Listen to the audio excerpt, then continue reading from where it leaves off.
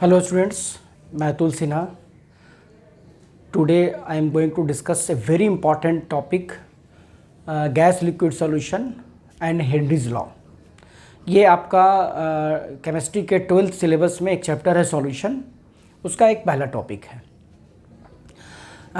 इससे questions exam में आते हैं. आप ध्यान से इस लेक्चर को देखिए. आपको इससे रिलेटेड फिर उम्मीद है कि ना कंसेप्ट में प्रॉब्लम होगी ना ही किसी तरह के न्यूमेरिकल्स में. आज जो लेक्चर है लेक्चर 1 है हेनरीज लॉ पे. आज मैं कंसेप्ट के बारे में समझाऊंगा. इसके बाद लेक्चर 2 जिसमें आप लोग उससे रिलेटेड एप्लीकेशन सीखेंगे. ठीक है. गैस लिक्विड सॉल्यूशन, ये टर्म जो है ये रिलेटेड है किसी भी गैस के सॉल्युबिलिटी से.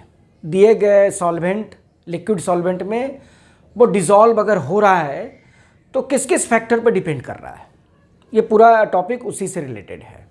यानी gas liquid solution is concerned with solubility of gas, solubility of gas in a given liquid solvent. Liquid solvent का sense otherwise stated it is H2O. अब यहां पर सॉल्युबिलिटी के बारे में थोड़ा ध्यान रखना कि सॉल्युबिलिटी तभी बोलते हैं जब दिए गए सॉल्वेंट में मैक्सिमम क्वांटिटी डिसॉल्व हो गया हो, मतलब उससे ज़्यादा हम डिसॉल्व नहीं कर पाए. तो solubility always concerned with maximum quantity that can be dissolve. ये आप ध्यान में रखेंगे. 2 इंपॉर्टेंट पॉइंट. जब मैक्सिमम क्वांटिटी होगा इसका मतलब है कि आप इससे ज़्यादा डिसॉल्व करना चाहेंगे तो डिसॉल्व नहीं होगा. यानी इस समय एक इक्विलिब्रियम एस्टेब्लिश करेगा बिटवीन गैस एंड सॉल्यूशन. ये ध्यान रखना. यानी इस केस को हम लोग सैचुरेशन भी बोलते हैं, सैचुरेशन स्टेज, सैचुरेशन केस. तो ये पूरे चैप्टर में यूज होगा. सॉल्युबिलिटी का मतलब maximum quantity that can be dissolve in a given solvent. जब मैक्सिमम है तो you can not dissolve more than this, therefore an equilibrium is established. इसका मतलब है if you try to dissolve more gas in the solution then some of the gas from the solution again moves into the gaseous state. यानी जिस rate से ये dissolve होगा उसी rate से ये फिर गैस के में बाहर चलाएगा. ये आप ध्यान में रखेंगे. इस केस को इक्विलिब्रियम बोलते हैं और सैचुरेशन. तो सॉल्युबिलिटी का सेंस आपको ध्यान में रखना है. अब आगे बढ़ते हैं. यानी gas liquid solution is related to solubility. किसी भी गैस का सॉल्युबिलिटी 2 फैक्टर पर डिपेंड करता है. एक अपना उसका नेचर क्या है, यानी सॉल्युबिलिटी डिपेंड्स अपॉन 2 फैक्टर्स. एक इंटरनल फैक्टर, यहां पर नेचर ऑफ गैस है, ये सिग्निफिकेंट हो जाएगा. कोई गैस कम डिसॉल्व होगा, कोई गैस ज़्यादा डिसॉल्व होगा. तो नेचर ऑफ गैस. यहाँ पर मैं आपको केवल एक सर्टेन गैस का एग्जांपल दे देता हूँ. जनरली क्वेश्चन इसी से आएगा. तो ये आप ध्यान रखना. Helium, hydrogen, N2O2, CO2, NH3, HCl. ये लिस्ट काफ़ी है लेकिन जो कॉमन गैस है इसके बारे में बता रहा हूँ. लेफ्ट से राइट गैस के नेचर के हिसाब से सॉल्युबिलिटी बढ़ता है, सॉल्युबिलिटी इंक्रीजेस. अगर आप इसको काइनेटिक थ्योरी ऑफ गैस पे ले जाएंगे तो पता चलेगा ओ क्रिटिकल टेम्परेचर इस डायरेक्शन में इंक्रीज कर रहा है. कंपटीशन में डायरेक्ट क्रिटिकल टेम्परेचर दे देगा और पूछेगा किसका सॉल्युबिलिटी ज़्यादा है, तो देख लेना जिसका टीसी ज़्यादा उसका सॉल्युबिलिटी ज़्यादा. और ये प्रैक्टिकली इनसॉल्युबल है, ये हाईली सॉल्युबल है, ये वाला रेंज, ये मॉडरेट सॉल्युबल है. तो this all depends upon nature of gas. Some gas dissolves very very less, some gas dissolves have higher solubility. ये आप ध्यान में रखेंगे. Internal factor. Second one is external factor. External factor आपके एक इंपॉर्टेंट क्वेश्चन का जवाब देगा. आपके दिमाग में ये सवाल उठ रहा होगा कि अगर सर N2 का सॉल्युबिलिटी कम है क्योंकि इसका नेचर है डिसॉल्व कम होगा, तो क्या कुछ एक्सटर्नल फैक्टर से भी इसको हम इसके सॉल्युबिलिटी को चेंज कर सकते हैं? Yes, here comes external factor. यहाँ पर P और T है, प्रेशर और टेम्परेचर. यहाँ पर ध्यान देना टेम्परेचर. आप टेम्परेचर अगर बढ़ाएंगे तो सॉल्युबिलिटी गैस का डिक्रीज करेगा, ये जनरल रूल है। कोई भी गैस अगर वो पहले से डिसॉल्व है और उसको अगर आप टेम्परेचर बढ़ा देते हैं, हीट करते हैं, तो गैस उस सॉल्यूशन से काइनेटिक एनर्जी गेन करके बाहर आ जाएगा। आप कभी वाटर को बॉयल करो तो देखना कि बॉइलिंग पॉइंट से बहुत पहले उसमें से बबल्स फॉर्म होकर बाहर आता है, तो वो एक्चुअली जो डिसॉल्व गैस है, मेनली ऑक्सीजन, वो बाहर आ जाता है। तो ये ध्यान रखना general rule, as temperature increases solubility decreases. क्यों? क्योंकि gases molecules gains kinetic energy and moves out of the solution. gaseous molecules gains Ke and moves out of the solution। एक दूसरा थर्मोडायनेमिक का भी एक्सप्लेनेशन है कि जनरली सॉल्युबिलिटी जो exothermic process है, तो टेम्परेचर बढ़ाने पे वो प्रोसेस अनफेवरेबल हो जाएगा, तो सॉल्युबिलिटी डिक्रीज करेगा। ये टेम्परेचर है। सेकेंड फैक्टर प्रेशर, और यहीं पर आप देखेंगे हेनरीज लॉ, यहीं पर आप देखेंगे हेनरीज लॉ। ये क्या है हम लोग अब इसके बाद प्रेशर के इफेक्ट में समझेंगे, और यहीं से आपको समझ में आने लगेगा कि किसी भी गैस के सॉल्युबिलिटी को प्रेशर चेंज करके आप उसके सॉल्युबिलिटी को चेंज कर सकते हैं।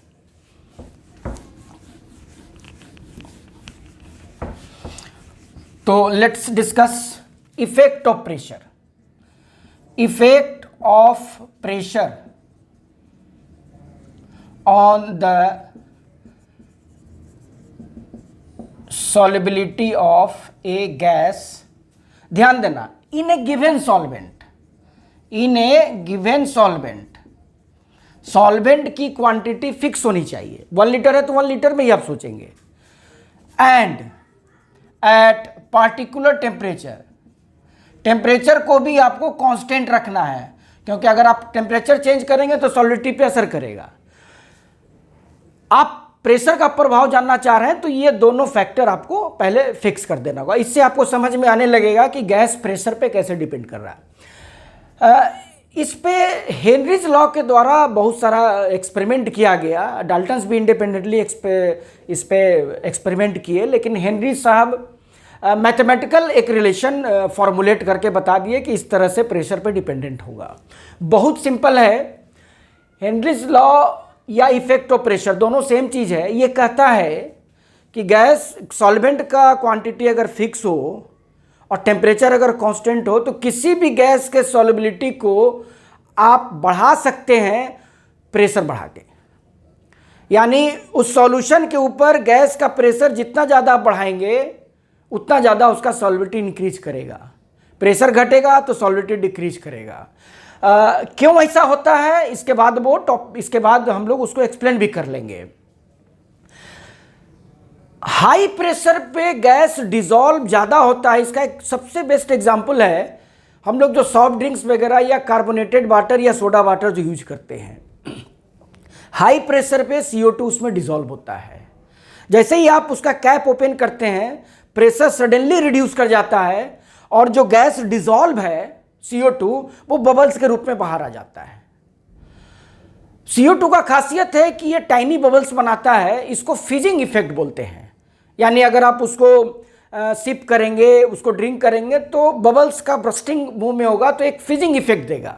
अगर ऐसा कुछ नहीं हो तो लगेगा फ्लैट टेस्ट है।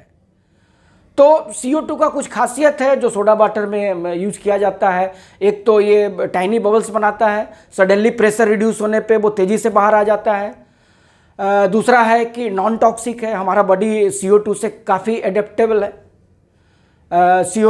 CO2 हमारे बॉडी के मेटाबॉलिज्म में मौजूद है, इसलिए नॉन टॉक्सिक सिस्टम है। तीसरा है ये जल्दी ये खराब नहीं होता, ये बैक्टीरियल ग्रोथ को भी रोकता है। तो बहुत सारा CO2 का प्रॉपर्टी है जिसके कारण सॉफ्ट ड्रिंक्स या किसी भी बेवरेजेज में इसका यूज किया जाता है।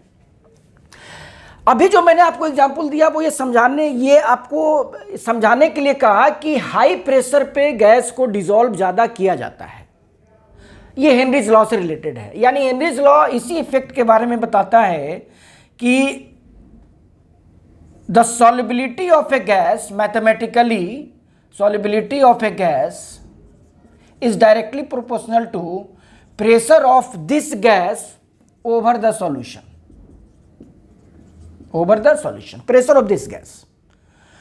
हो सकता है कि सॉल्यूशन में एक से अधिक गैस डिसॉल्व कराने जा रहे हैं हम लोग, ए बी सी सभी।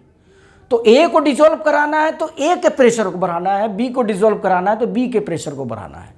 तो sometimes it is also called partial pressure. Temperature fix होना चाहिए। बहुत सिंपल ये हेनरीज लॉ का या एक्सपेरिमेंटल बेस्ड ये स्टेटमेंट है कि you can increase the solubility of a gas by increasing the partial pressure of gas over the solution।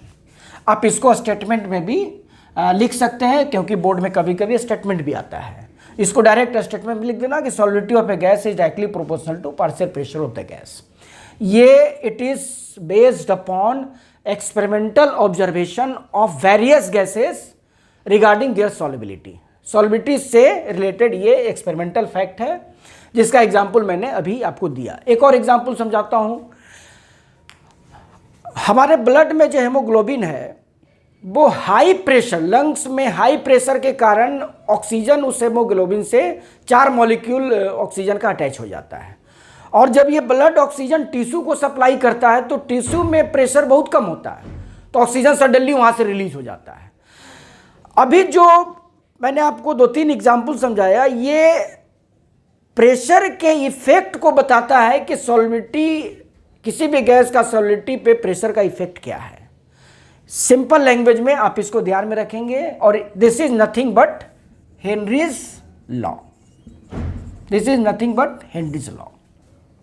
आप इसको और आगे बढ़ा सकते हैं। ये सॉल्युबिलिटी का मतलब क्या है? सॉल्युबिलिटी का मतलब है quantity of gas in the solution. Solubility का मतलब है कितना डिसॉल्व हुआ। तो डिसॉल्व को हम लोग क्वांटिटी के रूप में लिख सकते हैं। तो this is nothing but quantity of gas in the solution. और ये क्वांटिटी सॉल्यूशन में है, तो this can be termed as concentration. Concentration of gas in the solution is directly proportional to partial pressure of gas. अब ये concentration क्या हो सकता है? कंसंट्रेशन का तो बहुत सारा टर्म है। परसेंटेज है, मोलरिटी है, मोललिटी है, मोल फ्रैक्शन है।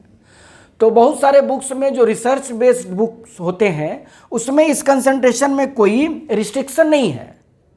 आप अकॉर्डिंग टू सिचुएशन कुछ भी यूज कर सकते हैं। लेकिन जब हम लोग एनसीईआरटी की बात करेंगे, जिस पे बेस्ड हमारा +2 का एग्जाम या जेई या नीट का होता है, तो एनसीईआरटी कहता है कि आप कंसंट्रेशन को क्या एज्यूम करना है? Mole fraction.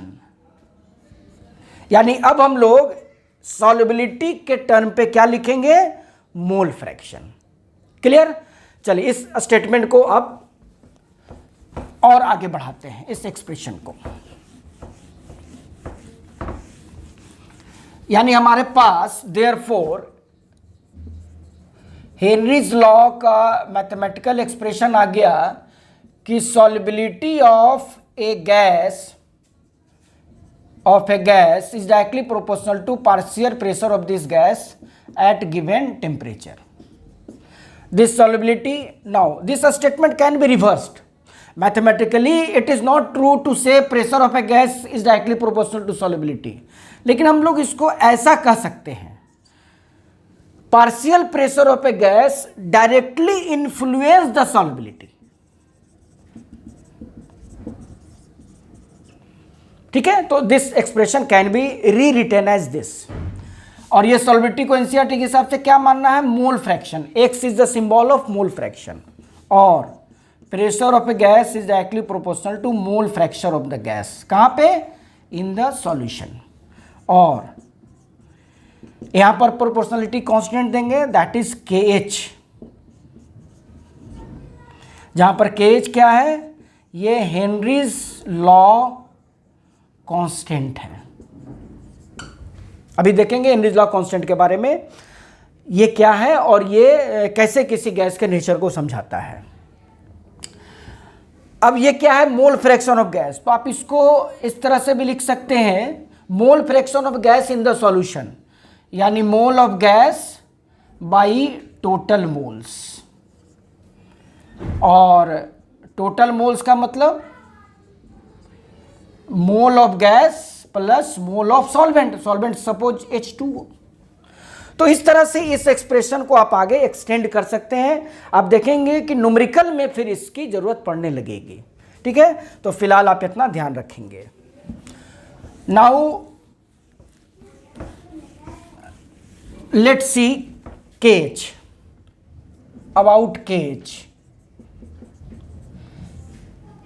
यानी हेनरीज लॉ के एक्सप्रेशन में we have partial pressure of a gas is equal to KH into mole fraction of gas. KH है Henry's law constant, Henry's law constant. अब ध्यान देना, अगर ये फिक्स कर दें डिफरेंट गैस के लिए, इस प्रेशर को फिक्स कर दें, तो देखो तो KH जो है इनवर्सली प्रोपोर्शनल टू गैस है, मोल फ्रैक्शन ऑफ गैस। अगर P फिक्स हो डिफरेंट गैसेस के लिए, मान लो नाइट्रोजन को डिसॉल्व कर रहे हैं, बाहर का प्रेशर 1 atm रखते हैं, O2 को डिसॉल्व करते हैं, वहां भी प्रेशर 1 atm रखते हैं। तो ऐसा करने के बाद हमारे पास एक रिलेशन आ जाएगा सॉल्युबिलिटी और कांस्टेंट से। अब देखना, KH अगर ज़्यादा है तो सॉल्युबिलिटी कम है, या सॉल्युबिलिटी ज़्यादा है तो KH कम है। तो यहाँ से एक हमारे पास बहुत इंपॉर्टेंट रिजल्ट आ गया कि the gas having higher value of KH at given pressure will have lower solubility. The gas having higher value of KH will have lower solubility। ठीक है, at a given pressure, at given pressure। इसका मतलब है कि हमारे पास solubility के लिए gas का एक और क्राइटेरिया आ गया, वो आ गया KH। तो जिस गैस का KH ज़्यादा अगर प्रेशर गिवन हो तो आप कहेंगे इसका सॉल्युबिलिटी कम। यानी अगर एक एग्जांपल से इसको समझाते हैं, क्योंकि इससे रिलेटेड क्वेश्चंस भी आता है। मान लो 3 गैस है A B C और KH का वैल्यू इंक्रीज कर रहा है, यानी C का KH ज़्यादा है B से, B का KH ज़्यादा है A से, at a given pressure, at given pressure. तो आप कहेंगे कि A का KH कम है, इसका मतलब सॉल्युबिलिटी का जो ऑर्डर होगा वो ऐसा होगा। ठीक है, सॉल्युबिलिटी का ऑर्डर। और आप अगर काइनेटिक थ्योरी ऑफ गैस के क्रिटिकल टेम्परेचर से लिखना चाहें तो आप कहेंगे इस तरह से। यानी आपके पास एक बहुत इंपॉर्टेंट ऑब्जेक्टिव के क्वेश्चंस को टैकल करने के लिए क्राइटेरिया आ गया, सॉल्युबिलिटी ज़्यादा TC ज़्यादा, यानी जिस गैस का क्रिटिकल टेम्परेचर ज़्यादा होगा उसका सॉल्युबिलिटी ज़्यादा होगा, जिस गैस का KH कम होगा उसका सॉल्युबिलिटी भी ज़्यादा होगा। ये आप ध्यान में रखेंगे, इससे ऑब्जेक्टिव का क्वेश्चंस डायरेक्ट आप बना सकते हैं। क्लियर हो गया यहाँ तक हेनरीज लॉ का एक्सप्रेशन। अब हम लोग देखते हैं कि क्या कुछ इसका हेनरीज लॉ का ग्राफ भी हो सकता है क्या। यानी हमारे पास वी हैव हेनरीज लॉ का मैथमेटिकल रिलेशन आ गया, pressure of gas is equal to KH into mole fraction of gas. ठीक है, हम लोग इसको ग्राफ के रूप में भी दिखा सकते हैं। ये मान लो Y है, ये M है, ये X, इसका ग्राफ यहाँ पर सेटिस्फाई करेगा। तो ये Y पे पार्शियल प्रेशर ऑफ गैस, ये X एक्सिस पे मोल फ्रैक्शन या सॉल्युबिलिटी, मोल फ्रैक्शन को सॉल्युबिलिटी भी बोल सकते हैं। ये डायरेक्टली प्रोपोर्शनल। तो एक लाइन यहाँ से ऑरिजिन से शुरू करना, जीरो से। क्यों? क्योंकि सॉल्युबिलिटी जीरो तभी होगा जब प्रेशर जीरो, मतलब there is no gas at all. तो इस तरह से एक line passes through the origin, और ये जो स्लोप है, यानी यहाँ पर जो स्लोप है वो tan थीटा है, एंड दिस इज KH। अब ध्यान में रखेंगे हेनरीज लॉ क्या है और इसका ग्राफ क्या है। अब हम लोग देखेंगे कि मॉलिक्यूलर लेवल पे इस सॉल्युबिलिटी को कैसे समझा जाए। Let's see why solubility of gas increases on increasing the pressure. ये मॉलिक्यूलर व्यू हेनरीज लॉ का है। इस पिक्चर से आपको सॉल्युबिलिटी का पूरा कंसेप्ट समझ में आने लगेगा। दो केस है, एक केस में प्रेशर P1 है और दूसरे केस में प्रेशर P2 है। यहाँ पर P2 जो है ग्रेटर देन P1 है। ये एक वेसल है जिसमें एक मूवेबल पिस्टन है जहाँ पर प्रेशर अप्लाई किया जा रहा है। ये रेड डॉट में गैसियस मॉलिक्यूल्स है और ये सॉल्वेंट है जिसमें कुछ मॉलिक्यूल्स डिसॉल्व है जो आपको नज़र आ रहा है रेड कलर में। इस समय सॉल्युबिलिटी 1 बोलेंगे। सॉल्युबिलिटी का मतलब आपको पता है सैचुरेशन, जिस रेट से मॉलिक्यूल इंटर कर रहा है उसी रेट से डिसॉल्व मॉलिक्यूल बाहर आ रहा है, क्योंकि एक सर्टेन कंडीशन पे सॉल्युबिलिटी फिक्स होता है, मैक्सिमम होता है।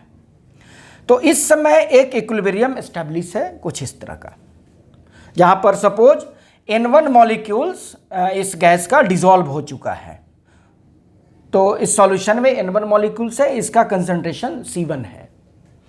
ये पहला केस है, इनिशियल केस। अब हम लोग क्या करते हैं कि प्रेशर बढ़ाते हैं, इस पिस्टन को ऊपर से पुश करते हैं तो गैस के मॉलिक्यूल का प्रेशर बढ़ेगा। अब क्या होगा, ये मॉलिक्यूल तेजी से इंटर करने लगेगा सॉल्यूशन में हाई प्रेशर के कारण।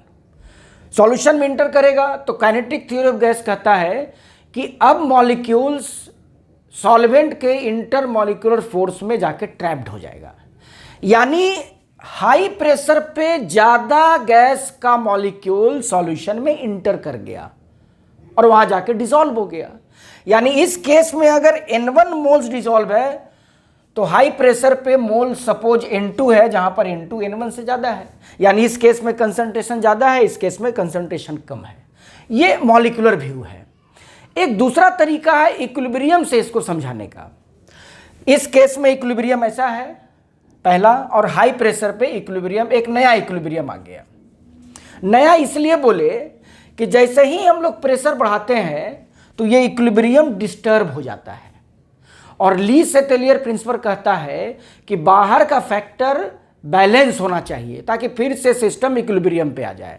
तो बाहर से हम क्या किए, प्रेशर बढ़ाए, तो ये बैलेंस कैसे होगा इंटरनली?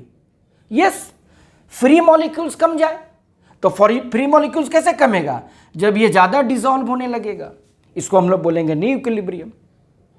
यानी हेनरीज लॉ को हम लोग मॉलिक्यूलर व्यू से आसानी से समझ सकते हैं कि क्यों हाई प्रेशर पे सॉल्युबिलिटी ज्यादा होता है। अब आगे देखते हैं। अभी हम लोगों ने मॉलिक्यूलर लेवल पे जाके हेनरीज लॉ को समझा। आप पूरा लेक्चर ध्यान से देखना। अभी थोड़ा सा ग्राफिकल कुछ एप्लीकेशन में हेनरीज लॉ का हम लोग देख लेते हैं। उसके बाद नेक्स्ट लेक्चर में इससे रिलेटेड डिटेल्ड एप्लीकेशन न्यूमेरिकल के रूप में किया जाएगा। सपोज आपके पास 3 गैसेज है, फॉर एग्जांपल N2 है, O2 है, CO2 है, और ये एक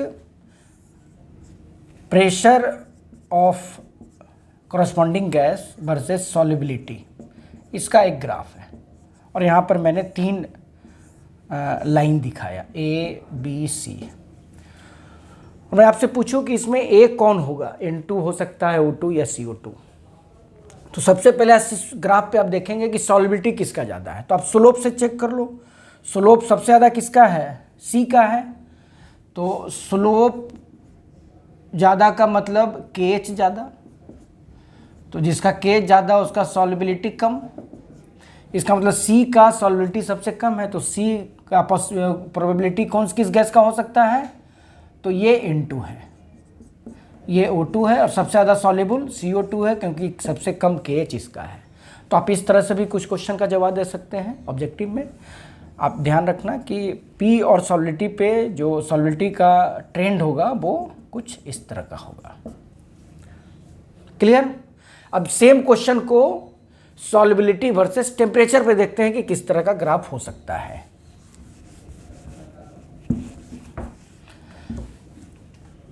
इसी 3 गैस के लिए हमारे पास सॉल्युबिलिटी वर्सेस टेम्परेचर।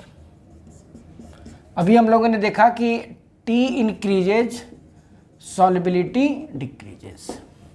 तो सपोज ये 3 लाइन है। अब आपसे हम पूछे कि इसमें कौन CO2 है, कौन N2 है, कौन O2 है। ये तो समझ में आ रहा है कि टेम्परेचर बढ़ने पे सॉल्युबिलिटी घटेगा, तो सभी गैस का सॉल्युबिलिटी डिक्रीज कर रहा है, यानी ये फैक्ट यहाँ पे ग्राफ में नज़र आ रहा है। अब देखो सॉल्युबिलिटी सबसे ज़्यादा किसका है, इस लाइन का है, तो ये CO2 होगा। सबसे कम ये है तो ये N2 होगा, ये O2 होगा। यानी इस तरह का भी क्वेश्चन आप नया क्वेश्चंस भी आप खुद से ट्राई कर सकते हैं। ठीक है, तो उम्मीद है कि अब हेनरीज लॉ में आपको कोई दिक्कत नहीं होगी। लेक्चर 2 में, हेनरीज लॉ का लेक्चर 2 में इस पे रिलेटेड न्यूमेरिकल्स पे बात करेंगे। Thank you.